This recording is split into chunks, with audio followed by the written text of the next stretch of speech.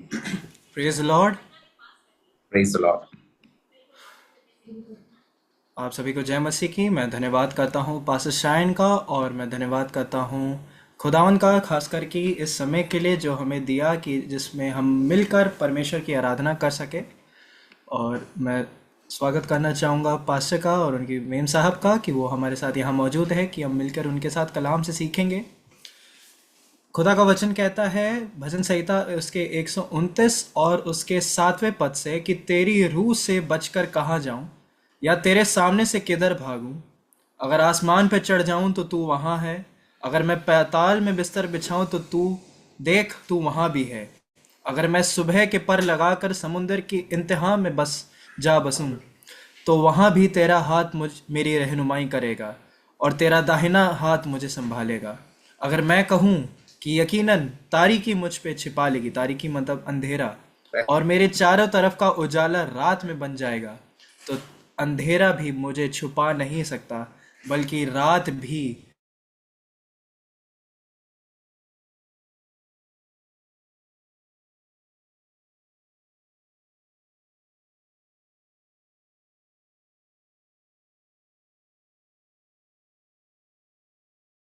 ढूंढ ले, जहां ढूंढ ले, लेकिन हमें उसके जैसा कोई नहीं मिलने वाला। आइए मिलकर इस गीत को गाएंगे और उस परमेश्वर की आराधना करेंगे। हो मैंने ढूंढा है सारा जहां, तेरे जैसा ना कोई मिला। ओ मैंने ढूंढा है सारा जहां, तेरे जैसा ना कोई मिला। ओ मैंने ढूंढा ये सारा जहां, तेरे जैसा ना कोई मिला। पापों का कर मुझ पे जो भारी, दुखों में जिंदगी गुजरी थी सारी। पापों का कर्ज मुझ पे जो भारी, दुखों में जिंदगी गुजरी थी सारी। ओ मेरे मेरे गुनाहों से मुझको बचाने, तूने खुदा अपनी जिंदगी थी बारी। मेरे गुनाहों से मुझको बचाने, तूने खुदा अपनी जिंदगी थी बारी। तूने कर दी है कीमत अता, तेरे जैसा ना कोई मिला। तूने कर दी है कीमत अदा, तेरे जैसा ना कोई मिला। ओ मैंने ढूंढा ये सारा जहां, तेरे जैसा ना कोई मिला। हाँ मैंने ढूंढा ये सारा जहां, तेरे जैसा ना कोई मिला। दुनिया के आगे दुहाई बहुत दी, आंसू क्या बिन ना मिला मुझको कुछ भी। दुनिया के आगे दुहाई बहुत दी, आंसू के बिन ना मिला मुझको कुछ भी। तुझको मिला जब मैं तुझको जब जाना, तब तेरे आगे जो मैंने दुआ की।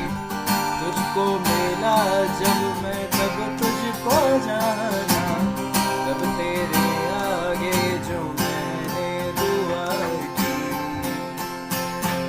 वो तूने सुन ली है मेरी दुआ, तेरे जैसा ना कोई मिला। वो तूने सुन ली है मेरी दुआ, तेरे जैसा ना कोई मिला। मैंने ढूंढा ये सारा जहां, तेरे जैसा ना कोई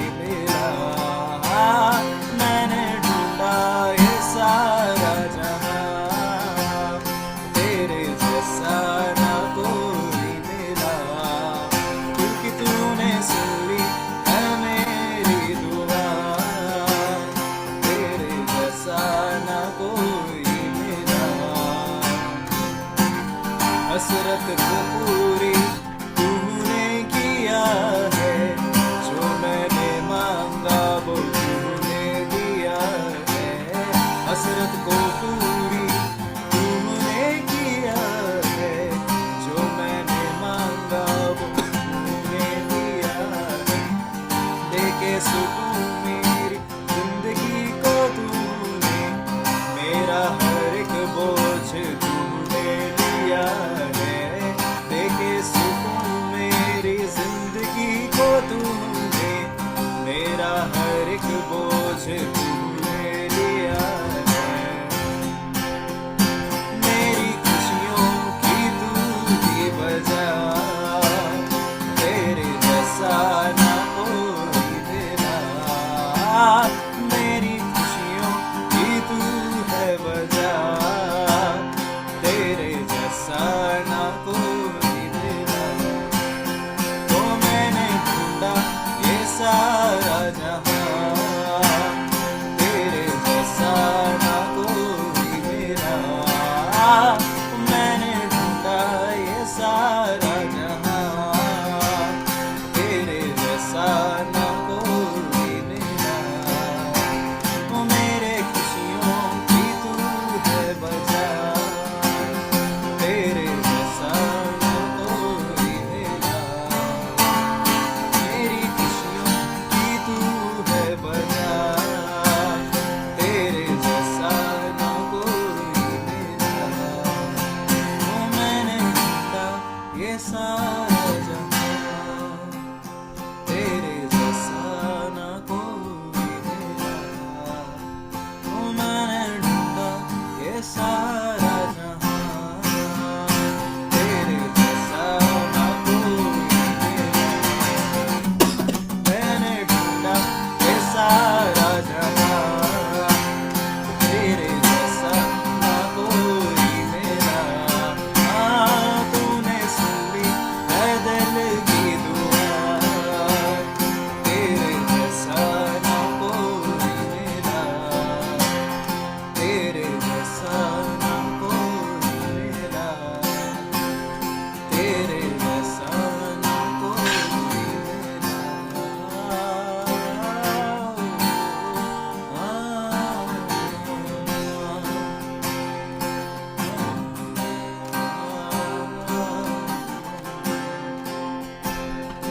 मेरी खुशियों की तू ही वजह, तेरे जैसा ना कोई मेरा।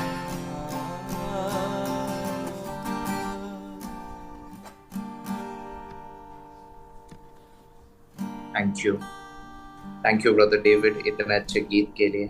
एंड सच में परमेश्वर जैसा कोई नहीं है। हम लोग बहुत सारे लोग बहुत सारी कठिनाई के बीच में थे, शायद आज जा रहे होंगे, लेकिन हम लोग को बस एक ही चीज याद रखना है कि हम लोग खुद हाथ पैर मारेंगे और ज्यादा परेशानियों में फंसेंगे। दूसरे लोगों के पास सहायता मांगने जाएंगे तो या तो वो हमारा मजाक उड़ाएंगे या फिर सच्ची सहायता कोई कर नहीं पाएगा। सहानुभूति देने के लिए हर कोई रहेगा, लेकिन सच में जब हम लोग कोई कठिनाई से जाते हैं, केवल और केवल हमें परमेश्वर के पास जाना है। मैं आप सभी से अनुरोध करना चाहता हूं, जिस प्रकार कलीसिया में जब हम लोग बैठे रहते हैं एंड प्रभु के दास जब प्रचार करते हैं, वो सभी को देख के प्रचार करते हैं and it's really a good way of communication. तो आप सभी से अनुरोध है कि कृपया अगर संभव हो तो अपने वीडियोस को आप लोग सभी लोग ऑन कर लीजिए। आप लोग देखने में बहुत सुंदर लोग हैं, तो इसीलिए आप सभी से अनुरोध है कृपया अपने वीडियोस को ऑन कर लीजिए, ताकि प्रभु के दास जैसा हम लोग हमेशा कहते हैं कि अपने लैपटॉप या डिवाइस से नहीं लेकिन लोगों से वो बात कर रहे हैं, तो उनको वो दिखना चाहिए कि पीपल आर वाचिंग। सो अगर हो सकता है प्लीज अपने वीडियोस को ऑन कर लीजिए सभी लोग, and let's start doing it. Okay, thank you जितने भी लोग अपने वीडियोस को ऑन कर रहे हैं उनके लिए। तब तक के लिए मैं प्रभु के दास को ऑफिशियली यहाँ पर स्वागत करना चाहता हूँ। जैसा कि ऑलरेडी मैंने बताया कि academic dean Philadelphia Bible college, and वहां पर 7 साल से एकेडमिक डीन है Prabhu K Das. And more importantly he is my teacher, जिनसे मैं अभी कुछ समय पहले सीखा था, दोबारा सीखने जाऊंगा शायद बहुत जल्दी, परमेश्वर मौका दे तो। So it's really a blessing to have Pastor Sunny Joseph in midst of us. Thank you sir कि आज आप हम लोग के बीच में जुड़े हुए हैं। It's a blessing to have you. सभी लोग ताली बजा के, जूम में जिस तरीके से हम लोग ताली बजा सकते हैं, ताली बजा के हम लोग प्रभु के दास का स्वागत करेंगे। और आइए हम लोग सब लोग तैयार होकर परमेश्वर की वचन की ओर जाएंगे। Over to you sir. Thank you. Thank you, Brother Sayantan. I hope my voice is clear enough. Yes sir. Okay. प्रभु यीशु मसीह के नाम से आप सबको प्रेमी अभिवादन। इस ऑनलाइन प्लेटफॉर्म में जुड़े हुए सभी प्रियों को, सभी जवानों को मैं प्रभु यीशु मसीह के नाम से सलाम बोलता हूँ और इस अपॉर्चुनिटी के लिए मैं प्रभु का धन्यवाद देता हूँ और भाई सायंतन का भी धन्यवाद देता हूँ कि इस तरीके से आपके बीच में प्रभु की वचन की सेवा करने का मुझे मौका मिला, इसलिए मैं अपने आप को सौभाग्यशाली समझता हूँ। और ये शुरुआत में कहना भी चाहता हूँ, मेरे लिए बहुत बड़े वर्ड्स भाई सायंतन ने कहे। सर्वप्रथम मैं प्रभु का एक सेवक हूँ और एक शिक्षक के रूप में मैं पहचाना जाऊं, ये मेरी चाहत हमेशा रही है। बाकी सब टाइटल्स जो भी है आते रहते हैं जाते रहते हैं, लेकिन प्रभु का धन्यवाद देता हूं। और कुछ समय बाद ऑनलाइन ऐसे प्लेटफॉर्म में आ रहा हूं, सो ट्यून होने में थोड़ा टाइम लगेगा। बाकी तो रेगुलर प्रीचिंग तो हम करते हैं, लेकिन इस ग्रुप के लिए, इस सेवकाई के लिए भी मैं प्रभु का धन्यवाद देता हूं। और आज के विशेष संदर्भ में विशेष कोविड के समय में जो ऐसी सेवा शुरू हुई वो धीरे धीरे कम होती गई, लेकिन मैं समझता हूँ इस सेवकाई की जो जो महत्व है आने वाले दिनों में और बढ़ता जाएगा, क्योंकि आप सबको मालूम है जहाँ कहीं भी आप सेवा देते हैं या आराधना करते हैं, सब जगह परिस्थितियां बदल रही है। आप खुले में प्रभु यीशु मसीह की आराधना करने के लिए, सेवा करने के लिए जो पहले जितनी आजादी थी वो आजादी धीरे धीरे कम होती जा रही है। ये बात हम सबको ज्ञात है। उसमें ऑनलाइन जो अपॉर्चुनिटी है या ऑनलाइन सेवकाई है या ऑनलाइन तरीके से हम जो संगति रखते हैं, उसके अपने खुद के उस चैलेंजेस है, लेकिन फिर भी इस माध्यम के द्वारा प्रभु हमको एक आजादी ऑनलाइन भी देता है, इसलिए हम प्रभु को धन्यवाद देते हैं। वचन की ओर हम जरूर जाएंगे, उससे पहले मैं ये जरूर कहना चाहूंगा कि इन दिनों में जैसे भाई सायंतन ने कहा कि आप अपने वीडियोस को ओपन करें। मेरे सामने मेरे को 2 मिनट दीजिए, मैं 2 स्क्रीन ओपन कर रखा है, मुझे मेरा ही चेहरा दिख रहा है। तो if I switch it so that I can see all of you, सबको मैं देख पाऊं। हाँ, या नाउ दिस फाइन। आप अपने वीडियोस को खोले तो हम लोग बात कर रहे हैं, and I am not preaching, first of all let me से, मैं प्रचार नहीं कर रहा, मैं बाइबल अध्ययन करवा रहा हूँ। तो एज ए टीचर मैं ऑनलाइन क्लास में भी बोलता हूँ कि अपने वीडियोस को खोलिए, तो ताकि हम लोग बात कर रहे हैं। Otherwise it will be like a radio telecast, I am speaking to someone and somebody is listening. ऐसा नहीं है, हम वीडियो ऑन करें। सबसे महत्वपूर्ण बात, आप वीडियो ऑन करें ना ऑन करें, आपके घर में बाइबल जरूर खोलिएगा और साथ से साथ अपने मनों को भी जरूर खोलिएगा। ओके, इन दोनों बातों को, क्योंकि हम प्रभु के वचन के, केवल हम प्रभु के वचन को सुनकर जाने वाले नहीं, उसकी गहराइयों में उतरने की जरूरत हमें है। जैसे पौलुस इफिसियों की पत्री में इफिसियों की कलीसिया के विश्वासियों को कहता है कि तुम्हें अपना बालकपन छोड़कर परिपक्व होना है। और हम शायद 10 साल, 20 साल, 50 साल से भी विश्वासी होंगे, लेकिन आत्मिकता में अभी भी बचपने में होंगे। बचपना हम बोलते हैं, बचपन या बचकानी हरकतें हम आत्मिकता भी करते होंगे। वो इसलिए क्योंकि हम वचन की गहराई में हम उतरे नहीं है। अभी भी हम, है ना, हमारा जो पैर जो है वो केवल थोड़ा ही पानी में गया है, हम और ज्यादा डूबे नहीं है। उसका एक सबसे अच्छा उदाहरण ये है, प्रभु यीशु मसीह ने भीड़ को, पतरस की नाव लेके भीड़ को संबोधन किया, लेकिन पतरस को कुछ बातों को सिखाने या शिष्यों को कुछ बातों को सिखाने के लिए बोला कि नाव को थोड़ा गहराई में लेके जाओ। और जब वो नाव को जो गहराई में लेके गए, तब जाके आत्मिक, भौतिक बातों से शुरुआत कर कर आत्मिक बातों को प्रभु यीशु मसीह ने सिखाया। तो इसलिए थोड़े गहराई में जाना है तो उसके लिए हमको तैयार होना है, पतरस के समान तैयार होना है। हम पूरे दिन भर काम करके आए हैं, हमारी जाल साफ कर रहे हैं और ऑनलाइन मीटिंग में हम बैठे हैं, हम कह सकते हैं कि मैं तो थका हुआ हूं प्रभु, नहीं लगा। यीशु बोलता है तुम गहराई में तुम जाओ, तब प्रभु बड़े बड़े कार्य को हमको करवाएगा। साथ ही साथ जितना, और हाल ही में मैंने हमारे एक एरिया में, कल ही एक एरिया में जो मीटिंग थी उसमें ये प्रचार भी किया था। शायद नबूवत के वचन मेरे मुंह से निकले, मेरे मन में प्रभु ने डाला, वो मैं आपको आपके सामने भी रखना चाहूंगा। और आप लोग अलग अलग क्षेत्रों से हैं, अलग अलग जगहों पर ये वचन जाएगा, ये मैं विश्वास करता हूँ।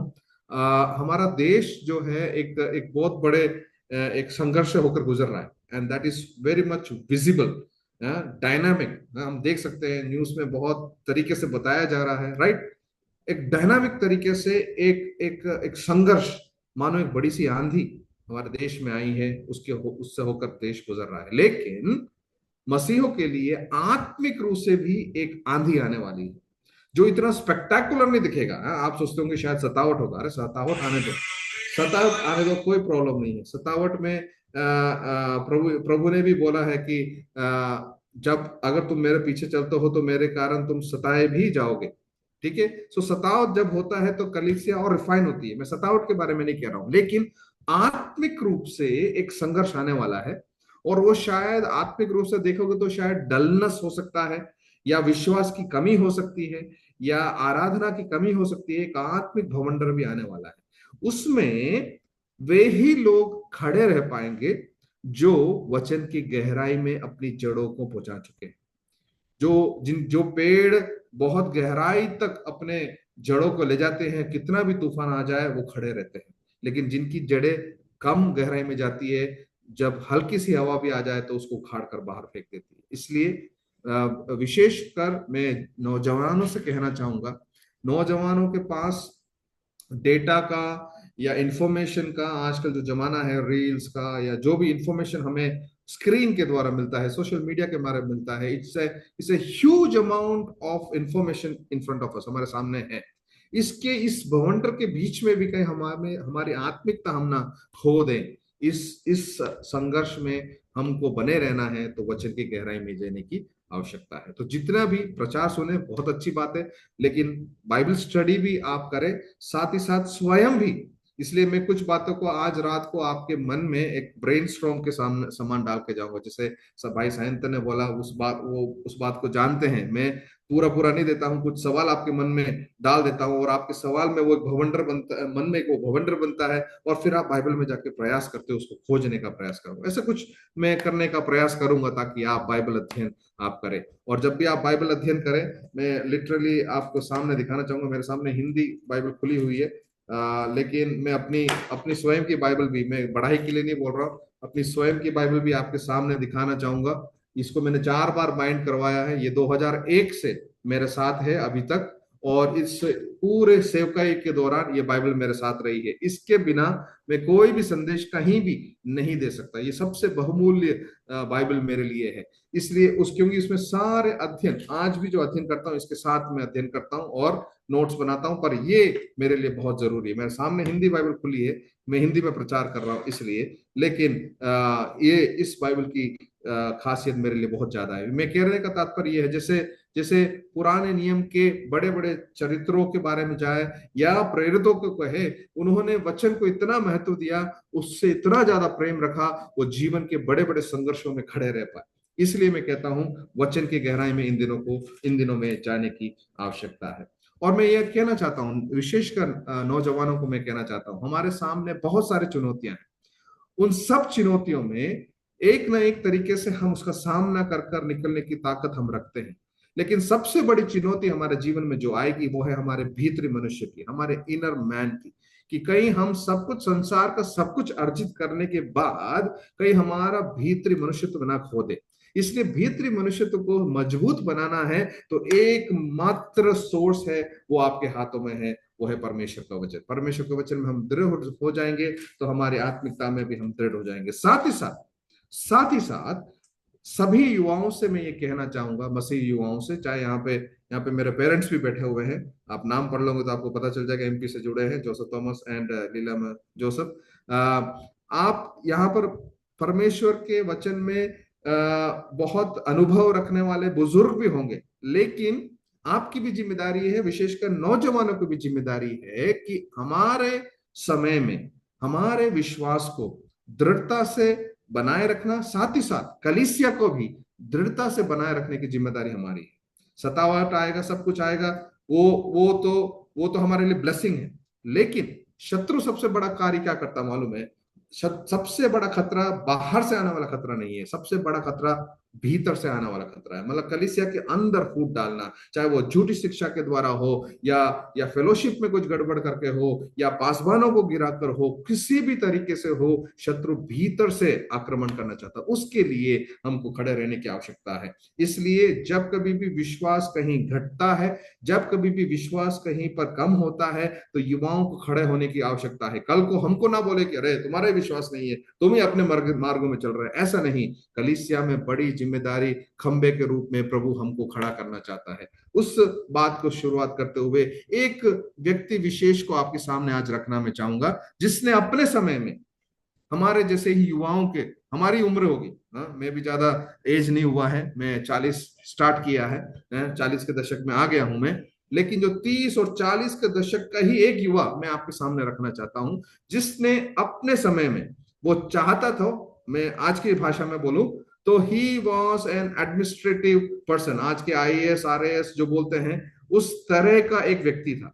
वो चाहे तो अपना कैरियर बनाकर, प्रभु ने उसको कैरियर भी दिया, कैरियर बनाकर अपने ही दुनिया में जीता हुआ, धनी हो और मौज करता हुआ अपना जीवन समाप्त कर सकता था। लेकिन उसने युवा अवस्था में समझ लिया कि नहीं, प्रभु ने मुझे एक बोझ दिया है, मेरे लोगों के लिए, मेरे विश्वास के लिए मुझे एक बोझ दिया है। उसने अपना जीवन समर्पित किया और रिस्क उठाया, प्लानिंग किया, रिस्क उठाया और प्रार्थना किया। मेरे 3 पॉइंट मैंने आज ऑलरेडी बोल दिए। ये तीनों बातों के साथ उसने अपने जीवन काल में कुछ कार्यों को किया, कुछ लोगों को खड़ा किया, और आज वो टाइटल भी मैं देना चाहता हूं, राइज अप एंड बिल्ड। अगर आप इसको शीर्षक देना चाहते हैं इस बाइबल स्टडी का, तो उसने स्वयं ये शब्द बोला, राइज अप एंड बिल्ड। उठो, खड़े हो और बनाओ। उठो, खड़े हो और बनाओ। कूम एंड बना। ओके, कूम इब्री भाषा में कूम मतलब राइज अप, एंड इब्री भाषा में बना मतलब बिल्ड। ओके, हमारे हिंदी भाषा से मिलता है बना। ओके, कूम एंड बना, उसने कहा कूम और बना, rise up and build. And उसने एनकरेज किया, वो स्वयं भी कूद गया उसमें, उसने अपने समय के युवाओं को एनकरेज किया, और उसके बाद उसने एक बड़ा कार्य अपने विश्वास के लिए, अपने खुदा के लिए किया, और उसका नाम आज भी हम लेते हैं। इसलिए आज उसके चरित्र का हम अवलोकन करके उसकी बातों से सीखने हम जा रहे हैं। तो कहाँ लिखा है राइज अप एंड बिल्ड? मैं कह रहा हूं नेहमाया के बारे में। नेहमाया उसका 2 अध्याय से आज रात को हम अध्ययन करेंगे, और मैं शॉर्ट ही रखूंगा क्योंकि मुझे मालूम है समय बहुत लेट है, ये मीटिंग होती ही लेट है, और आशीर्वाद बोलते बोलते हम लोग अपने बिछौनों पर अपनी आंखों को बंद करके सो भी जाते हैं। प्रभु का धन्यवाद। एक शब्द और मैं कहूंगा, क्योंकि एक यहूदी बैकग्राउंड से बोल रहा हूं। एक यहूदी जब अपने बेड पे जाके सोता है, आज भी ऐसा करता है, वो एक विशेष प्रार्थना करता है, वो मेरा विषय नहीं इसलिए नहीं बोल नहीं रहा, वो कहता है, अपनी प्रार्थना ऐसे करता है, मैं अपने आत्मा तेरे हाथों में देता हूं। प्रभु का धन्यवाद हो, एक और दिन हमारे जीवन में से गुजर रहा है, हमें उसको इसके लिए धन्यवाद देना है। और सुबह जब उसकी आंखें खुलती है तो अपने बिछौने पे पड़े पड़े ये प्रार्थना, आंखें खोल के प्रार्थना करता है, प्रभु तूने मुझे वो प्रार्थना वापस लौटाया, इसलिए मैं तेरा धन्यवाद देता हूं। इसलिए जब हम अपने बिछौने पे जाएं, इस बात को हम जान कर की जाए कि नेहमाया ने अपने समय में क्या किया। तो आज हम जो देखने जा रहे हैं वो नेहमिया की पुस्तक, उसका 2 अध्याय 1 से लेकर 20 तक देखेंगे। उसके 18 वचन में इस प्रकार लिखा है, then they said let us build. और हिंदी में किस प्रकार आया एक बार मैं देख लूं। हिंदी में इस पर लिखा उसने फिर मैंने उनको बतलाया कि मेरे परमेश्वर की कृपा दृष्टि मुझ पर कैसी हुई है, और राजा ने मुझे ये क्या क्या बातें कही है। तब लोगों ने कहा, आओ हम कमर बांधकर बनाने लगे। कमर बांधकर हम बनाने लगे। Let us rise up and build. आए हम, इब्री में लिखा है, आए हम खड़े हो जाएं और बनाएं। तो हमारे समय में भी हमको खड़े होने की आवश्यकता है, और हमें हमारे विश्वास, हमारे कलीसिया की सामर्थ को बनाने की आवश्यकता है। तो यहाँ पर लिखा, हम यहाँ पर देख रहे हैं नेहमाया के समय। अब नेहमाया किस उम्र में है, उसके थोड़ा सा मैं बैकग्राउंड में दूंगा, जो पहले अध्याय उसके पहले वचन से ही देखने को मिलता है। हलक्या के पुत्र नेहमाया के वचन, 20वें वर्ष के किस्लेव नामक महीने में, जब मैं शुनन नामक राजगढ़ में रहता था, राजधानी में रहता था, इंग्लिश में इस प्रकार आया है, the word of the Nehemiah son of Hakaliah in the month of Kislev, जो इब्री महीना किस्लेव है, जो हमारे महीने के हिसाब से आएगा नवंबर दिसंबर, ठीक है, नवंबर के मध्य से लेकर दिसंबर के मध्य तक ये किस्लेव महीना, इब्री महीना चलता है, हिब्रू कैलेंडर के हिसाब से चलता है, तो नवंबर दिसंबर मान लीजिए। किस्लेव महीने में in the 20th year while I was in Susa the capital, जिस देश में वो है, बंधुआई का देश है, ठीक है, बंधुआई में लोग गए हुए हैं, बहुत सारा बातें हुई है। बाबुलोन का बंधुआई खत्म होने के बाद पर्शियन किंग आ गया है, और जो पर्शियन किंग यहाँ पे लिखा है 6th पर्शियन किंग के बारे में दूसरे अध्याय पहले वचन में लिखा हुआ है, वो राजा कौन है। तो बाबुल की बंधुआई के बाद इसराइली अपने देश वापस लौटे हैं। 3 बैच में वो लोग लौटे हैं। पहला बैच तो 538 बीसी में जरूबाबिल के रूप में आया, जरूबाबिल और कुछ लोग आए, उन्होंने मंदिर का निर्माण किया करीबन 515, मतलब पहला मंदिर नाश होने के करीबन 70 साल बाद दूसरा मंदिर बना। उस काम के लिए जरूबाबिल को परमेश्वर ने रखा। उसके बाद 458 में एजरा को परमेश्वर ने भेजा, कुछ दल के साथ भेजा, और उसके बाद तीसरे रूप में नेहमाया को परमेश्वर ने भेजा। तो जब एजरा आया, पहला जरूबाबिल आया, उसने मंदिर को बनाया। जब एजरा आया तो एजरा ने लोगों के विश्वास को बनाया, मतलब धर्म के लिए, यहूदी धर्म को एस्टैब्लिश करने के लिए उसने बहुत सारे कामों को किया। फिर नेहमाया का क्या रोल हो गया?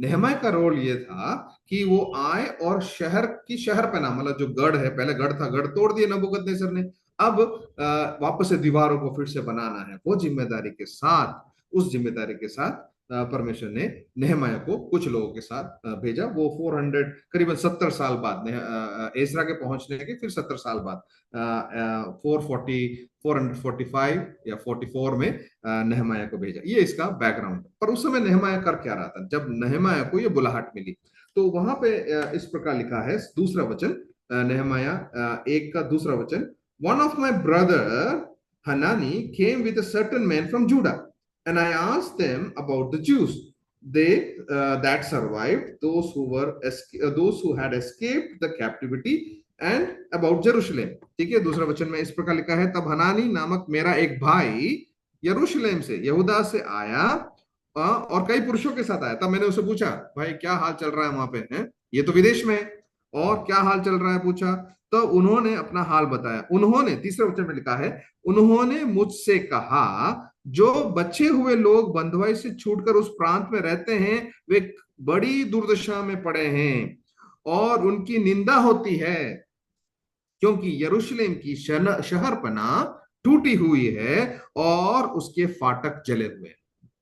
उसने जान लिया यरूशलेम, जो उनका सबसे महत्वपूर्ण सिटी है, उसकी दीवार टूटी हुई है और उसकी शहरपनाह टूटी हुई, शहरपनाह मतलब दीवार, गढ़ टूटा हुआ है और उसके फाटक जले हुए हैं।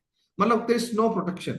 मंदिर तो है, सब कुछ है, कोई भी शत्रु आ सकता है और मजाक उड़ा के बना सकता है कि अरे देखो तुम्हारा सब बेकार पड़ा हुआ है, कौन इसकी चिंता कर रहा है। इसके बाद ये बेचैन हो गया। कौन बेचैन हो गया? नेहमाया बेचैन हो गया। आज हमारे संदर्भ में कलीसिया की अवस्था को देखकर या किसी और की दुर्दशा का देखकर क्या हमारे अंदर बेचैनी आती है क्या? ये बात को जानने की बहुत जरूरत है। देखिए, इंग्लिश में 2 वर्ड है, सिंपैथी और एम्पैथी।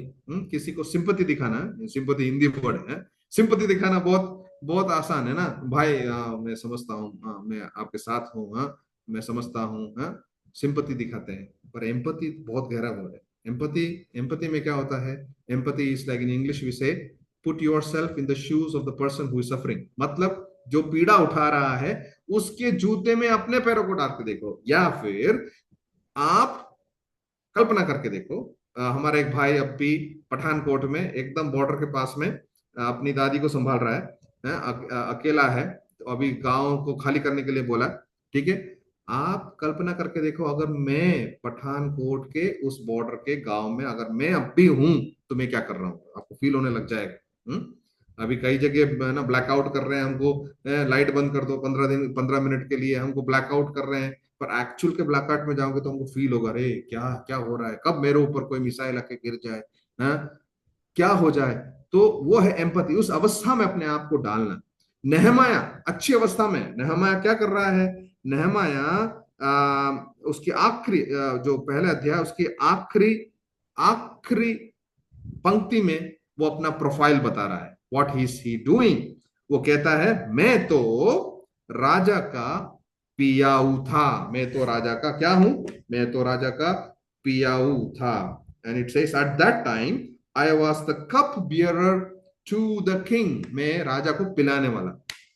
आपने सुना होगा पिलाने वाला खिलाने वाला, यूसुफ के टाइम में भी था, फिरौन का खिलाने वाला पिलाने वाला। हम सोचते हैं ठीक है वो टेबल पर रखने वाला होगा, नहीं, इट्स आईएएस। आज के संदर्भ में बोले इट्स आईएएस ड्यूटी, बहुत खतरनाक ड्यूटी है ये, मालूम है। और राजा को छोड़ के वे दोनों जा नहीं सकते, क्यों? क्योंकि इन दिनों में राजा जब खाना खाता है या एक कप में से पानी पीता है, तो वो पानी पीने से पहले ये पीने वाले को, पिलाने वाले को पीना पड़ेगा। तो Nehemiah has a greater duty. राजा क्या पिएगा उससे पहले नेहमाया पिएगा, क्योंकि उन दिनों में आपको मालूम है और आज भी होता है, असैसिन्स के बारे में हम जानते हैं, रास्ता ना गद्दी से हटाने के लिए बहुत सारे षड्यंत्र रखते हैं। तो कहीं राजान को हटाने के लिए कोई जहर तो नहीं डाल रखा, इसलिए खिलाने और पिलाने वालों का बहुत बड़ा रोल है। हालांकि मंत्री लेवल के वो लोग नहीं है, लेकिन बहुत इंपॉर्टेंट रोल है। अगर आप दूसरे अध्याय को ध्यान से पढ़ोगे तब आपको समझ में आएगा, मैं आपका ध्यान उसकी ओर लेके आऊंगा, पर बाकी अध्याय को बाद में आपको पढ़ना है, ठीक है। कोशिश कीजिए कि आप नहमाया की बाकी पुस्तकों पढ़े, तो बाकी बातें आपको, नहमाया का कैरेक्टर, उसकी चुनौतियां सब आपको समझ में आने लगेगा। तो ये क्या कर रहा है, ये जब अपना काम अच्छे से कर रहा है, राजा के महल में है, बड़ी अच्छी ड्यूटी है उसकी, सब कुछ अच्छा चल रहा है, बैंक बैलेंस अच्छा चल रहा है, पेंशन है, सब कुछ है, सब मजे से चल रहा है, तब कुछ भाई लोग उसको आते हैं और मिलते हैं। ये बातें सुनकर, चौथे वचन में 1:4, नहमाया 1:4, ये बातें सुनते ही मैं बैठकर रोने लगा। ना तो उसका कोई प्रॉब्लम हो रहा है, फिर क्यों रो रहा है? इसीलिए मैंने बोला he is now in not in a sympathy mode, he is now in an empathy mode, ठीक है, एम्पैथी मोड। तो यहां पर क्या है, वो कहता है इससे ये बातें सुनते ही मैं बैठकर रोने लगा और कितने दिन तक विलाप करता रहा। कितने दिन तक विलाप करा मालूम है? एक दिन, 2 दिन, 3 दिन की फास्टिंग, 10 दिन की फास्टिंग, 21 दिन की फास्टिंग नहीं। अगर आप पढ़ोगे आगे तब आपको समझ में आएगा, निसान महीने के बारे में वो कहता है। उसका दूसरा अध्याय पहला वचन ऐसा रहता है, राजा अर्थशक्स के 20वें वर्ष के निसान नामक महीने में। अब जो वो निसान बोला है, एक निसान इब्री कैलेंडर का मंथ है, और निसान जो मंथ है वो हमारे कैलेंडर के हिसाब से मार्च के मध्य से लेकर अप्रैल के मध्य। मतलब कब उसको खबर मिली?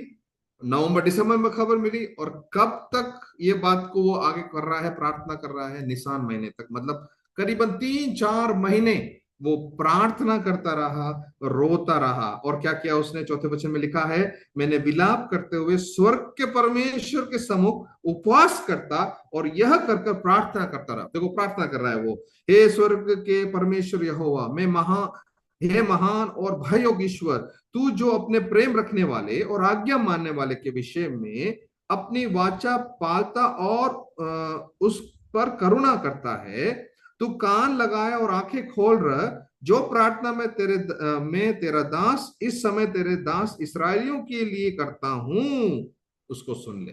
ठीक है, वो प्रार्थना कर रहा है। Number 1 he is praying that. ठीक है, उसके बाद क्या इसने कुछ गलती की? नहीं, लेकिन वह अन्यों की पाप के लिए स्वयं माफी मांग रहा है। वो कहता है वो क्या कहता है, मैं इसराइलियों के पापों को जो अब हम लोगों ने तेरे विरुद्ध किए हैं, ठीक है, कम्युनिटी के रूप में उस बात को अंगीकार कर रहा है, हमने तेरे विरुद्ध पाप किया है। कई बार आज हमारा मोड़ कैसा मालूम है, मैंने कुछ नहीं किया, वो तो मेरे फलाना विश्वासी ने किया, मैंने तो कुछ नहीं किया, मेरा तो इसमें कोई हाथ ही नहीं है, प्रभु तो मैं तो जानता भी नहीं, उस दौर में गया भी नहीं हूं। ठीक है, हम लोग क्या है, बचने का प्रयास करते हैं, लेकिन हम में से कितने लोग बोलेंगे कि कलीसिया में अगर कोई गड़बड़ी हुई है तो मेरी भी गड़बड़ी हुई है, मैं भी प्रभु इसके लिए माफी मांगता हूं। फिर कहता है, हमने तेरे सामने बहुत बुराई की है, जो आज्ञाएं, विधियां, नियम तूने।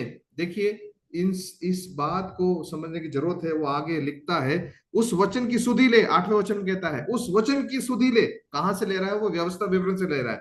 मतलब नेहमाया एक सच्चा यहूदी भी है, और वो 30 साल तक अच्छे से वचन भी पढ़ के आया है। उसको परमेश्वर का वचन, चाहे वो तोरा हो, नबी हो, केतुबीम हो, उसको सारे वचन अच्छे से मालूम है। वो वचन की गहराई में उतरा हुआ एक युवा है। अब मैं आपको इसकी एक उम्र बताता हूं, ठीक है।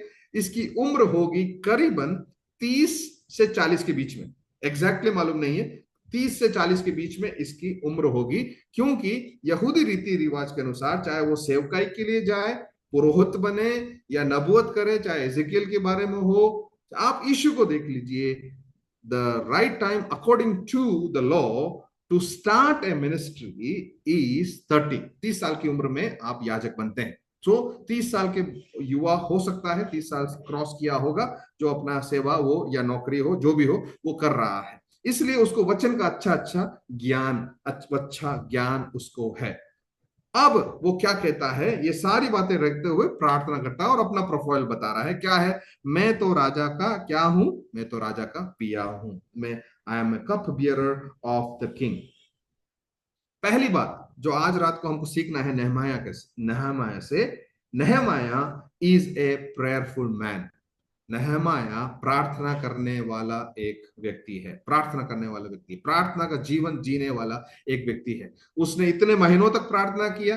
वो 3 दिन प्रार्थना करता है। अगर आपको देखना है तो आप निकाल लिए 2 का 11, उसमें हम उस पर आएंगे। जब वो यरूशलेम जाता है तब वो 3 दिन प्रार्थना करता है। जब मैं यरूशलेम पहुंच गया तब वहां 3 दिन रहा। तब मैंने थोड़े पुरुषों को लेकर रात को उठा और मैंने किसी को नहीं बताया कि मेरे परमेश्वर ने यरूशलेम के हित में मेरे हित के लिए मेरे मन में क्या उपजा है। तो वो प्रार्थना करता है, 3 दिन प्रार्थना करता है। उसके बाद तीसरे दिन के बाद वो प्लान को एक्सिक्यूट करता है। तो वो 3 दिन भी प्रार्थना करता है। वो शॉर्ट प्रेयर भी करता है। वो शॉर्ट प्रेयर कहां पे मिलेगा आपको? 2 के 4 में। 2 के 4 में 2 के 4 में इस प्रकार लिखा है, राजा ने मुझसे पूछा, तू क्या मांगता है? तब मैंने स्वर्ग के परमेश्वर से प्रार्थना करके राजा से कहा। ठीक है, तुरंत नहीं बोला। राजा को बोला, यहाँ पर उस गैप है, उस गैप में हम वो बात को हम पढ़ सकते, between reading between the lines.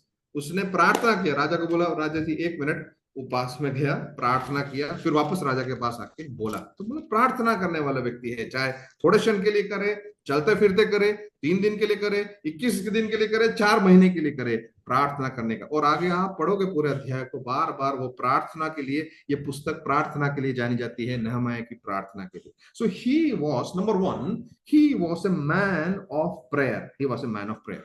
Number 2, दूसरा जो हमको नहमाया के उससे सीखने को मिलता है वो है, ही वॉज ए करेजियस मैन। ये हिम्मत वाला व्यक्ति है, साहसी व्यक्ति है। हाँ, कैसे साहसी व्यक्ति है?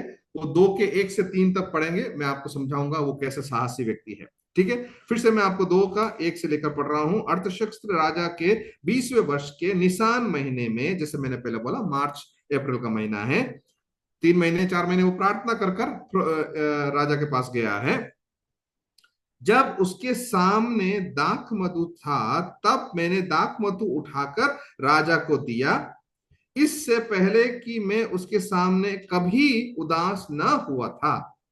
तब राजा ने मुझसे पूछा, तू तो रोगी नहीं है, फिर तेरा मुंह क्यों उतरा है? ठीक है, देखना, आप इस बात को समझना। ठीक है, अगर पिलाने वाला राजा के पास एक कप लेके आ रहा है और वो बीमार अगर दिखता है, तो राजा क्या करेगा? राजा वो कप को नहीं पिएगा, क्योंकि उससे पहले वो टेस्ट करके आते हैं। उसको पीने के कितना समय मुझे मालूम नहीं, वो कप को टेस्ट करने के बाद ही उसके सामने आएंगे। वो देखेंगे, भाई ये तो चक्कर खा के गिर नहीं रहा है ना, नहीं गिर रहा है तो मैं ये कप से पीऊंगा। ठीक है, पर यहां पर राजा का चेहरा किसकी ओर लगा हुआ है? इस पिलाने वाले के चेहरे की ओर लगा हुआ है, क्योंकि इसके चेहरे में कुछ भी गड़बड़ होगा तो वो कप से नहीं पिएगा। तो राजा के सामने रिस्क लेके आ रहा है, इसके जीवन भी जा सकता है, इसकी नौकरी भी जा सकती है। ठीक है, तो वो राजा के सामने है, तो राजा इसको एनालाइज कर रहा है, भाई ये आ रहा है, बीमार तो नहीं लग रहा, फिर तेरा चेहरा क्यों उतरा हुआ है? ठीक है, तो राजा ने उससे पूछा। और दूसरी बात अगर इसी बात में अगर आप पढ़ोगे तो वहां पे लिखा है, उसकी रानी भी उसके साथ थी। ठीक है, 6वें वचन में लिखा है, तब राजा जिसके पास रानी भी बेटी थी मुझसे पूछा। ठीक है, ये क्यों नहमाया इस बात को लिख का नो मेंशन करके बोल रहा है कि रानी भी बैठी थी, क्योंकि ये एक विशेष पर्शियन कैलेंडर के हिसाब से जो निसान महीना है, निसान इब्री महीना है, लेकिन पर्शियन कैलेंडर के हिसाब से जब निसान महीना पड़ता है तब पर्शियंस का न्यू ईयर है। तो कोई भी विशेष अवसर होगा या फिर विशेष कोई सेलिब्रेशन होगा, क्योंकि रानी भी राजा के साथ बैठी है। ठीक है, इस बड़े ओकेशन में ही वो उसने चुन के रखा है कि मैं कब, क्योंकि तीसरा पॉइंट उससे इस बात से मुझे समझ में आता है, he is a strategic man. वो पॉइंट पर अभी मैं नहीं आ रहा, अभी तो हम देख रहे हैं he is a courageous man. ठीक है, वो साहसी व्यक्ति है। उसने समय ही ऐसा चुना कि राजा का एक विशेष दिन हो तभी मैं मांगू, और किस दिन मांगू तो राजा बोल देगा अरे नहीं बाद में देखेंगे। पर उसने विशेष दिन को चुना, और कैसे आ रहा है, उदासी के साथ आ रहा है। ठीक है, उदासी के साथ आ रहा है, उसके जीवन का खतरा, उसकी नौकरी जा सकती है। ठीक है, वो हमेशा के लिए दास बन के गुलाम रहकर कैद भी हो सकता है। ये सब की परवाह किए बिना वो उदास चेहरे के साथ जब आया, तब राजा ने पूछा, तू तो रोगी नहीं है, फिर तेरा मुंह क्यों उतरा है? यह तो मन की उदासी है। राजा को समझ में आ गया तेरा मन उदास है। क्यों उदास है भाई बता, क्यों उदास है, उससे पूछा। तब लिखा है तब मैं अत्यंत डर गया। मैं डर गया क्योंकि बहुत बड़ा रिस्क उठाया, लेकिन वो करेजियस व्यक्ति था। अत्यंत डर गया, मैंने राजा से कहा, राजा सदा जीवित रहे। अब मेरे चेहरा देखकर परेशान मत हो, ये प्याले में कुछ नहीं है, तू तो सदा जीवित रहे। ठीक है, आगे बोलता है, जब वो नगर जिसमें मेरे पुरखाओं की कब्रें हैं, फिर वो बोलना शुरू करता है, उजाड़ पड़ा हुआ है, मतलब मेरा देश उजाड़ पड़ा हुआ है, मेरी कलीसिया उजाड़ पड़ी हुई है, मेरे लोग परेशानी में हैं, तो आप कैसे सोच सकते हो कि मैं खुश रहूंगा? इसलिए मन में मैं उदास हूं। उसके फाटक जले हुए, तो मेरा मुंह क्यों ना उतरे? तुरंत राजा ने मुझसे फिर पूछा, तू क्या मांगता है? चल तेरी क्या विश है, मांग ले। तब सही मौका आ गया, इसलिए मैंने बोला वो करेजियस व्यक्ति है। तब उसने अपनी कोई कैलकुलेशन नहीं लगा, उसने स्वर्ग के परमेश्वर से पूछा मुझे क्या मांगना चाहिए।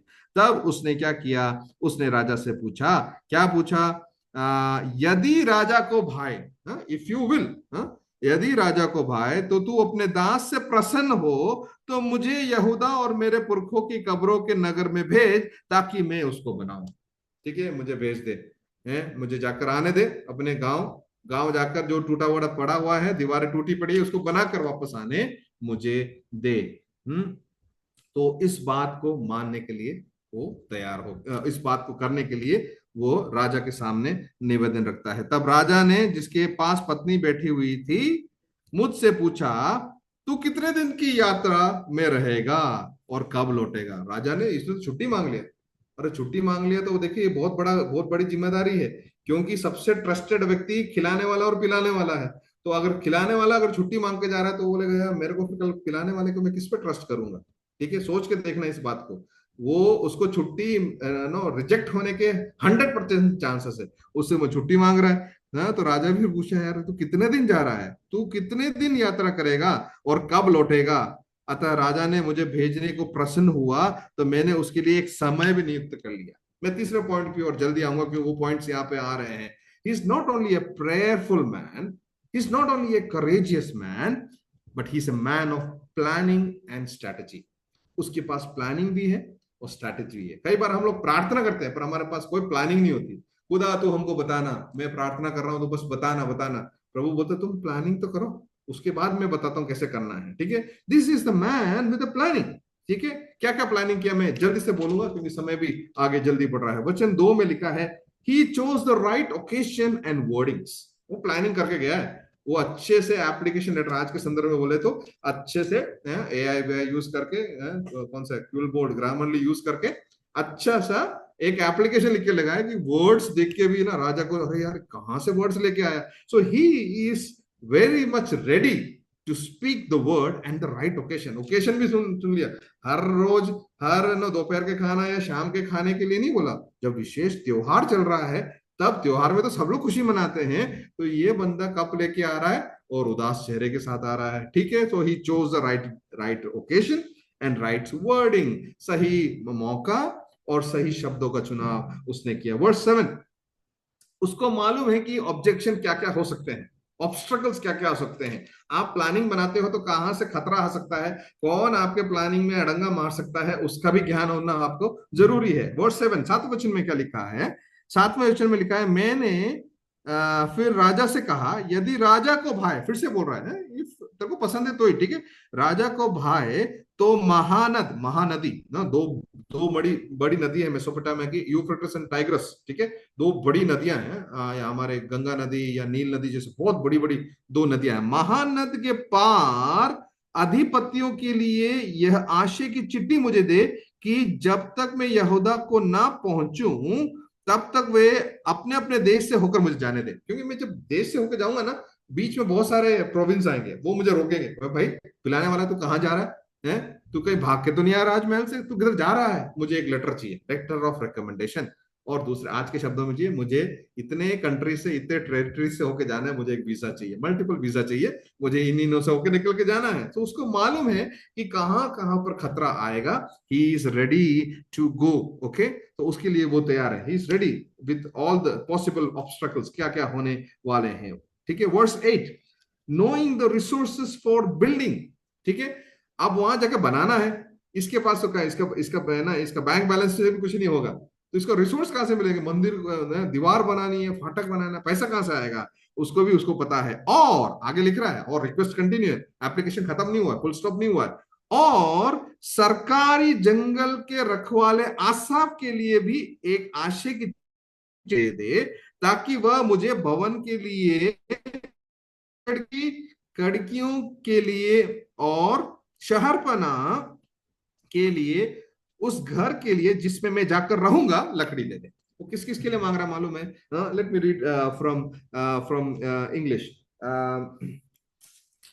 ऐसा लिखता है 8वें वचन में, and a letter to Asaph the keeper of the king's forest, मतलब राजा का है जंगल, तो राजा का है, लकड़ी कहां से मिलेगी? राजा के खजाने से वो लेने वाला है, ठीक है। सो हम लोग कई बार सोचते हैं, है ना, कि प्रभु हमारे को ऊपर से छप्पर फाड़ कर दे देगा, लेकिन प्रभु हमारे ही आसपास कई राजाओं के खजानों को खोल कर देने की क्षमता रखता है, पर हम मांगते नहीं है। हमको बोलना है, प्रभु प्रभु हमारे लिए तो प्रबंध कर, और राजा के लिए वो परमेश्वर के लिए वो असंभव नहीं है। वहां लिखा है, letter to Asaph the keeper of king's forest, directing him to give me the timber, अच्छा उत्तम लकड़ी चाहिए, timber to make beams for the gate, temple, fortress, and for the wall city, and for the house that I shall occupy. देखिए, ना केवल दीवार के लिए, ना केवल गेट के लिए लकड़ी चाहिए, मैं जाकर रहूंगा ना, उस रहने के घर के लिए भी लकड़ी मेरे को चाहिए। So he is making all the preparation. देखो कितना हिम्मत है, मैं वापस पाऊंगा, कितना करेजियस व्यक्ति है। पिलाने वाला पूरे राजा के ना, मानो राजा ने चेक लिख के दे दिया, ब्लैंक चेक जितना चाहिए ले जा, उसके लिए वो प्रयास कर रहा है, ठीक है। He was ready, he new the resources, कहाँ से उसको मिलने जा रहा है।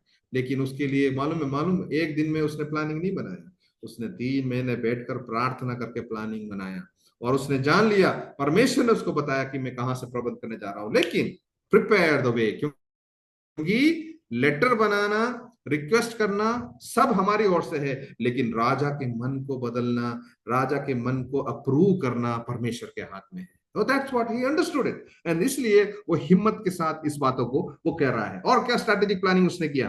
राजा ने 6ठे बच्चे में लिखा है, कब आएगा भाई वापस, तो बता कितने दिन में वापस आएगा।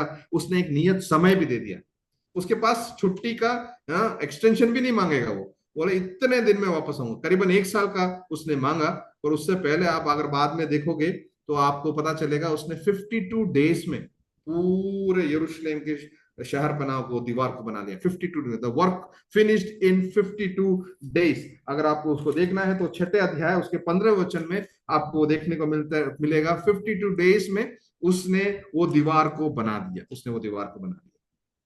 तो उसके पास टाइम भी है, एक्सटेंशन नहीं मांगेगा, वहां जाके छुट्टी एक्सटेंड करेगा, ऐसा भी नहीं है। कई बार है ना, हमारे बाइबल कॉलेज में भी ऐसा होता है, जब छुट्टी के लिए जाते हैं ना, क्रिसमस की छुट्टी, गर्मी की छुट्टी, उसके बाद बीच में कॉल आता है ऑफिस में, सर मेरे पास ये एक रिक्वेस्ट है सर, मेरे 10 दिन की छुट्टी बढ़ा के दे देना। तो हम बोलते ठीक है, आ जाओ, 10 दिन बाद आ जाओ, 10 दिन के पर डे के हिसाब से इतना फाइन भी लेके आ जाना, कोई दिक्कत नहीं, ठीक है। तो छुट्टी छुट्टी एक्सटेंड नहीं करेगा, करेक्ट बताया कि ये मेरा प्लानिंग है, इतने समय में आऊंगा, ताकि राजा को भी विश्वास हो जाए, चलो भैया इतने साल के लिए, 1 साल के लिए जा रहा है, चलो ठीक है, मैं किसी और को अपॉइंट करूंगा।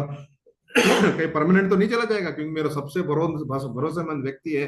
ठीक है, राजा उसके लिए भी तैयार राजा उसके लिए भी तैयार हो जाता है। और क्या स्ट्रैटेजीज किया उसने, 5 की 14 में देखो तो बाद में उसको क्या इनाम मिला वो दिख जाएगा। ठीक है, पर मैं उसकी ओर नहीं आऊंगा। उसने 2 का 11 अगर आप देखोगे, जब मैं यरूशलेम पहुंच गया तो वहां 3 दिन रहा, प्रार्थना किया, 3 दिन रहा, और थोड़े पुरुषों को लेकर रात को उठकर वो बाहर गया। ठीक है, और 12वें वचन में लिखा, अपनी सवारी के पशु को छोड़कर और कोई पशु मेरे संग नहीं था। हाँ, सवारी शायद गधे पे कर रहा, घोड़े पे कर रहा होगा। ठीक है, वो उसके साथ ही बाहर गया, बाद में उन पुरुषों के साथ रहते हुए भी वो अकेले गया। 13 में लिखा है, मैं रात को तराई के फाटक से होकर निकला और अजगर के सोते की और कूड़ा फाटक के पास यरूशलेम की टूटी हुई शहर पना और जले हुए फाटक को देखने, रात को जाकर देखा। और उसने किसी को भी नहीं बताया कि वो क्या करने जा रहा है। रात को जाके उसने पूरी जगह चेक किया कि कहाँ गड़बड़ हो रही है। ये बहुत प्लानिंग करने वाला व्यक्ति ही उस बात को कर जाएगा। उसके बाद 14 में लिखा है, तब मैं आगे बढ़कर सोते के फाटक राजा के कुंड के पास गया, परंतु मेरी सवारी के पशु के लिए आगे जाने का रास्ता ना था। तब मैंने रात ही रात नाले से होकर शहर पनार को देखता हुआ चढ़ गया, फिर घूमकर तराई के फाटक के भीतर गया और इस प्रकार लौट आया।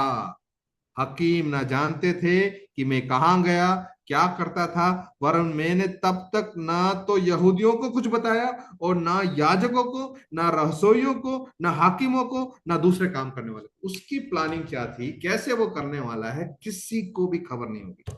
हमारे यहाँ तो उल्टा होता है, कुछ भी बात एक आती है तो हम सबसे पहले एक को बोल देते हैं, फिर वो एक को बताना काफी है, फिर वो बीबीसी के समान वो सबको बता देगा।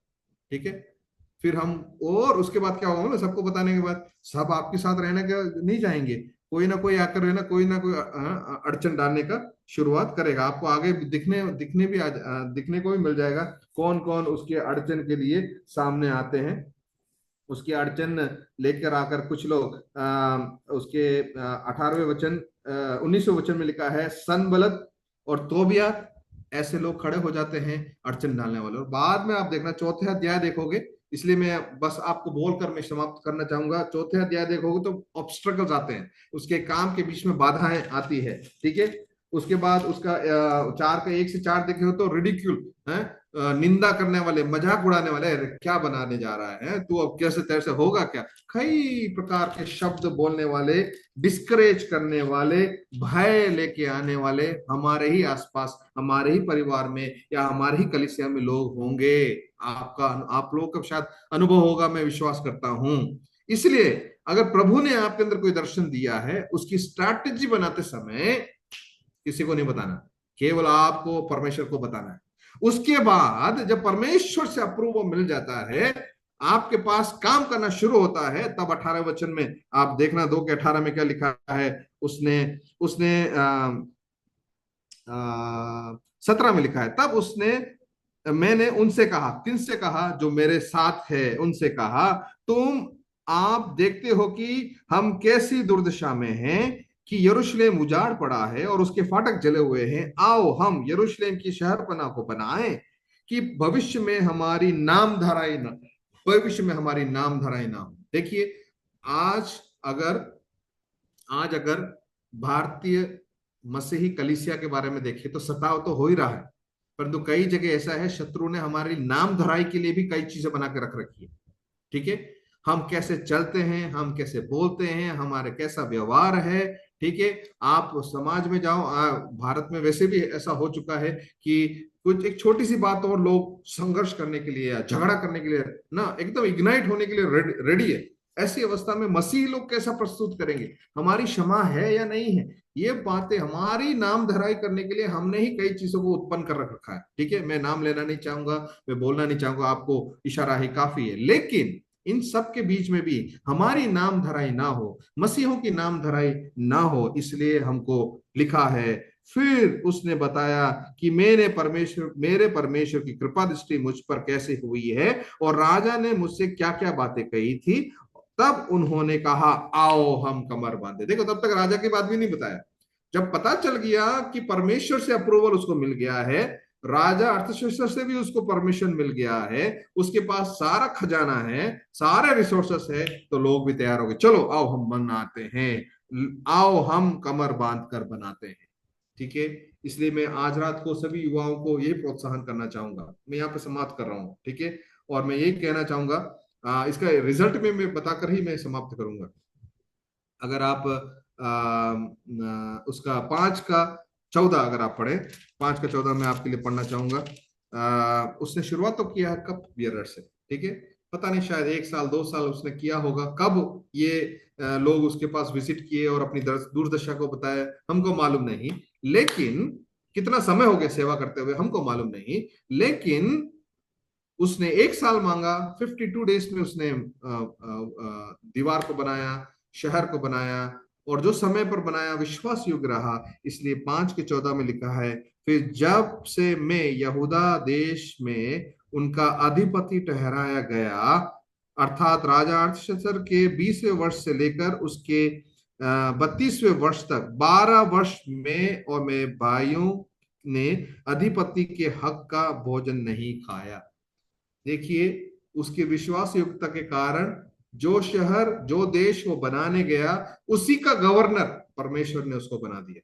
वो कप पिलाने वाले से शुरू किया, लेकिन वो फॉरेन मिनिस्टर या गवर्नर बन गया। देखिए, परमेश्वर भी हमारे मन को देखता है। अगर हम प्रभु के लिए सच्चे रूप में काम करते हैं तो परमेश्वर पदोन्नति देगा। वो पदोन्नति देख के नहीं गया, उसने अपने लोगों की हालत को देखकर वो राजा के पास रिस्क उठा के गया। उस रिस्क में उसको जीवन का खतरा था, उसको नौकरी का खतरा था, उसके उसके समाज में उसके सामाजिक जो स्टेटस है वो जीरो हो सकता था, ये खतरा था। लेकिन उस सारे खतरे को लेकर प्रार्थना के साथ वो गया, और इसलिए उसने ना केवल जो उद्देश्य परमेश्वर ने उसको दिया उसको पूरा किया, लेकिन परमेश्वर ने उन लोगों को गवर्न करने के लिए भी 12 साल तक उसको नियुक्त किया।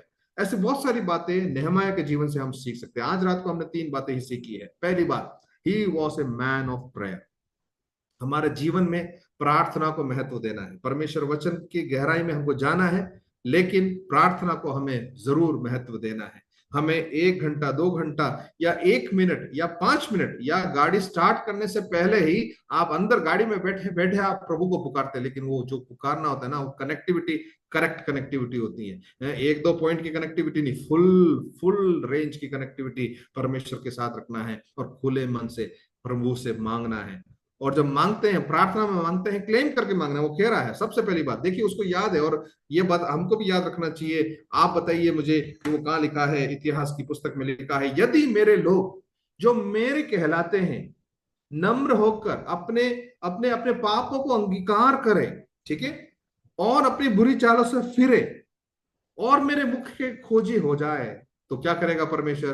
परमेश्वर कहता है वो उनके कर देगा। मतलब परमेश्वर देश की अवस्था को बदल सकता है। एक ही व्यक्ति पाप नहीं किया होगा, गलत नहीं किया होगा, लेकिन सारे लोगों के साथ, मसीहों के साथ, आज के भारतीय कलीसिया के साथ मिलकर अगर ये the group, we call it the line of Judah group, कि हर एक सदस्य खड़े होकर बोलते हैं हम हमारे देश के मसीहों के लिए हम प्रार्थना करते हैं। हमने कुछ गलत नहीं किया होगा, लेकिन प्रभु से बोले, प्रभु हम मसीहों ने गलत किया है, हमारे अपराधों को क्षमा कर, तो हमारी अवस्था को बदल देगा।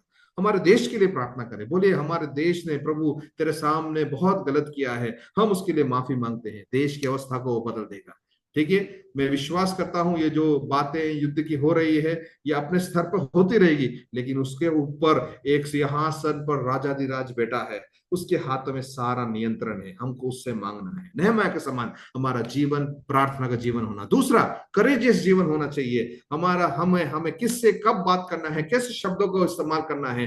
प्रार्थना में अगर आप मजबूत होंगे तो आप आत्मिकता में भी आप साहसी हो जाएंगे। और तीसरा, वी शुड बी मैन और woman of planning and strategy. हमको प्लानिंग भी रखना है, स्ट्रैटेजी भी रखना है। प्रभु से मांगना है, प्रभु इस महीने मुझे क्या करना है, कितने वचनों को पढ़ना है, कितनी कितनी प्रार्थना करनी है, कितने लोगों के पास जाकर शांति का सुसमाचार सुनाना है, कितनों के पास जाकर दुआ करनी है, उनके लिए आश्वासन देना है, कितनों के लिए अपने हाथों को बढ़ाना है और मदद करनी है। प्रभु तो हमको बता, हम उसके लिए स्ट्रैटेजी बनाएंगे। We should be people of strategy. तो स्ट्रैटेजी प्लस करेज और प्रार्थना के साथ अगर हम नेहमा के जीवन से लेते हैं तो प्रभु हमारे उद्देश्यों को पूरा करेगा। चाहे हम 30 साल के हो, 40 साल के हो, 50 साल के हो, या 70 वर्ष के भी क्यों ना हो, 80 वर्ष के भी क्यों ना हो, परमेश्वर हमारे जीवनों का इस्तेमाल करेगा। इस बाइबल स्टडीज को मैं यहाँ पे समाप्त करता हूँ और मैं इनकरेज करता हूँ आप नेहमा के जीवन से कुछ और बातों को सीखिए, उसकी गहराई में जाइए और हम अपने जीवनों में इस्तेमाल करने पाए। हमारे देश को प्रभु आशीष दे, मसीह कलीसिया को आशीष दे, जितनी सेवकाई इस भारतवर्ष में होती है उन सभी को प्रभु आशीष दे, और सबसे बढ़कर इस देश में विशेषकर इन दिनों में शांति बनी रहने पाए, क्योंकि शांति होगी तो समृद्धि होगी। ऐसा परमेश्वर हमारे सबके साथ होने दे। इन शब्दों के साथ मैं यहाँ विराम लेता हूँ। प्रभु आप सबको आशीष दे। मुझे समय देने के लिए परिवार की ओर से मैं आप सबका धन्यवाद देता हूँ। हमारी सेवकाई के लिए आप प्रार्थना कीजिए।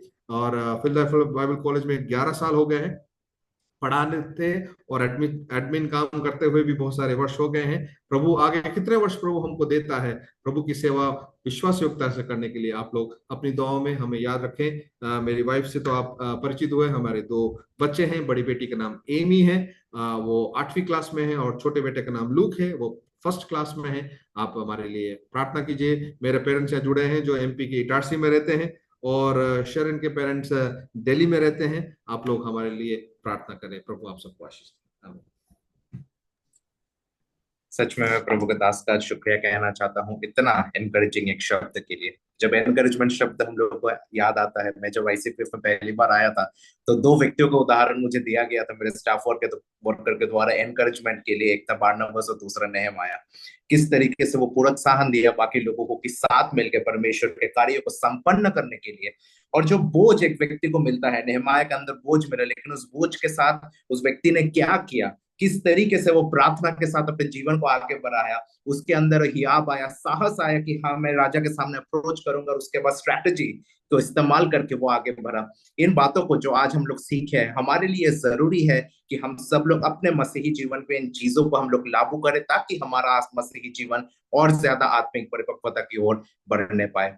मैं सभी लोगों को शुक्रिया कहना चाहता हूँ जो भी आज यहाँ जुड़े हुए थे, खासकर मैं प्रभु के दास पास्टर सनी जोसेफ को, शरीन मैम को और उनके पेरेंट्स को भी मैं शुक्रिया कहना चाहता हूँ कि आज हम लोग के बीच में जुड़ के परमेश्वर के वचन को आज हम लोग के बीच में शेयर किए। हम सबके लिए ये एक आत्मिक बढ़ोतरी का एक सभा बना, इसके लिए मैं प्रभु के दास को शुक्रिया कहना चाहता हूँ। और मैं सर को ही रिक्वेस्ट करूंगा अगर आप अंतिम प्रार्थना और आशीष के शब्द बोल के इस सभा को कंक्लूड करें। आइए हम प्रार्थना करें। परमेश्वर पिता, हम आपका धन्यवाद देते हैं इस रात्रि समय के लिए। प्रभु जी, पूरे दिन भर हमको तूने संभाल के रखा। एक और दिन हमारे जीवन से गुजरता है, तूने हमें शांति में रखा प्रभु। परंतु देश में कई स्थानों पर प्रभु अशांति है, विशेष युद्ध की परिस्थिति में प्रभु जी हम प्रार्थना करते हैं हमारे देश में तेरी शांति और सुरक्षा बनी रहने पाए, जान माल का नुकसान ना होने पाए प्रभु जी। और विशेष प्रार्थना करते प्रभु, तेरी आत्मा का पहरा जिस प्रकार प्रथम समय में पानी के ऊपर तेरी आत्मा मंडराया, वैसे प्रभु जी हमारे देश के ऊपर भी वो तेरी आत्मा मंडराने पाए प्रभु जी, और सुरक्षा प्रदान करने पाए, से हम प्रार्थना करते प्रभु। हालेलुया। विशेष प्रभु जी आज रात को वचन के सामने हमारे जीवनों को प्रभु हम समर्पित करते हैं। नेहमाया के समान प्रभु जी हमारे समय में तो हमें प्रार्थना वाला एक साहसी योद्धा और प्रभु जी स्ट्रैटेजी का काम करने वाला एक दास प्रभु जी हम तब को तो बनाए, से हम प्रार्थना करते हैं। तेरे वचन के सामने प्रभु हम अपने जीवनों को समर्पित करते हैं। इन दिनों में प्रभु जी वचन की गहराई में जाने के लिए हम हर एक को मदद करे, से हम प्रार्थना करते हैं। विशेष प्रभु जी इस ऑनलाइन सेवकाई के लिए हम प्रार्थना करते हैं। भाई सायंतन और इससे जुड़े हुए सभी सदस्यों को और प्रभु जी विश्वासियों के लिए हम प्रार्थना करते हैं। युवाओं के लिए, बुजुर्गों के, वरिष्ठों के लिए हम प्रार्थना करते हैं प्रभु जी। सभी परिवारों को तेरी आशीष बने रहने पाए प्रभु जी। आज हम भारत के अलग अलग स्थानों से, अलग अलग घरों से जुड़े तो हैं, लेकिन तेरी आत्मा प्रभु हर एक परिवार के ऊपर है, इसलिए हम तेरा धन्यवाद देते हैं प्रभु। प्रत्येक परिवार पर तेरी सुरक्षा और आशीष बनी रहने पाए, से हम प्रार्थना करते हैं। विशेष प्रभु जी हम प्रार्थना करते हैं अगर हमारे मध्य में कोई बीमार है या किसी प्रकार की समस्या में है या किसी प्रकार की आवश्यकता है प्रभु जी, हम जानते हैं नेहमाया का परमेश्वर तू हमारे लिए प्रबंध करता है। तू राजा के जंगल को खोलकर तो हमारे लिए देता है, उसी प्रकार हमारे तू प्रबंध करता है, इसलिए हम तेरा धन्यवाद देते हैं प्रभु जी। सबों पर तेरी आशीष बनी रहने पाए, पिता पुत्र पवित्र आत्मा के नाम से सब पर प्रभु तेरी आशीष को हम बोलते हैं प्रभु। हालेलुया। फिर से मिलने तक प्रभु जी सबों को तू संभाल कर रख। प्रार्थना सुनने के लिए धन्यवाद देते हैं, यीशु मसीह के मधुर नाम में मांगते हैं, आमीन। और परमेश्वर पिता का प्रेम, प्रभु यीशु मसीह का अनुग्रह और पवित्र आत्मा की मीठी संगति हम सबके साथ, सभी परिवार के साथ, संसार के समस्त संत गणों के साथ अब से लेकर सर्वदा तक होते रहे, आमीन। God bless you. परमेश्वर आप सबको आशीष दे। Thank you sir, thank you. सभी लोगों को जय मसीह की। जय मसीह की। सर से अनुरोध है, अगर प्रभु मौका दे तो आने वाले समय में फिर से अगर if we could hear God's word, जैसा प्रभु मौका देगा, it would really be a blessing for us. Thank you सभी लोगों को जुड़ने के लिए। Praise the Lord. Praise Lord Praise the pastor. Lord. Praise the Lord. Praise the Lord.